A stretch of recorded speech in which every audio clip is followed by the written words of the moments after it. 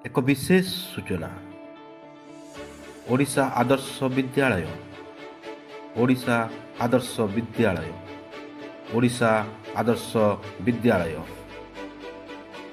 ଓଡ଼ିଶା ଆଦର୍ଶ ବିଦ୍ୟାଳୟ ତିଲେଇବଣିରେ ଷଷ୍ଠ ଶ୍ରେଣୀ ଠାରୁ ନବମ ଶ୍ରେଣୀ ପର୍ଯ୍ୟନ୍ତ ପଢ଼ିବା ନିମନ୍ତେ ଅନଲାଇନ୍ ଆବେଦନ ପ୍ରକ୍ରିୟା ଆରମ୍ଭ ହୋଇଯାଇଛି।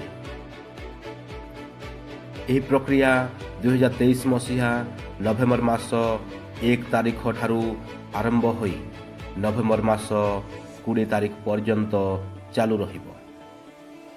ଛାତ୍ରଛାତ୍ରୀମାନଙ୍କ ନାମ ପଞ୍ଜୀକରଣ ନିମନ୍ତେ ଆମ ୱେବସାଇଟ୍ www.bseodisha.ac.in କିମ୍ବା www.oav.edu.in ରେ ଆବେଦନ କରିପାରିବେ।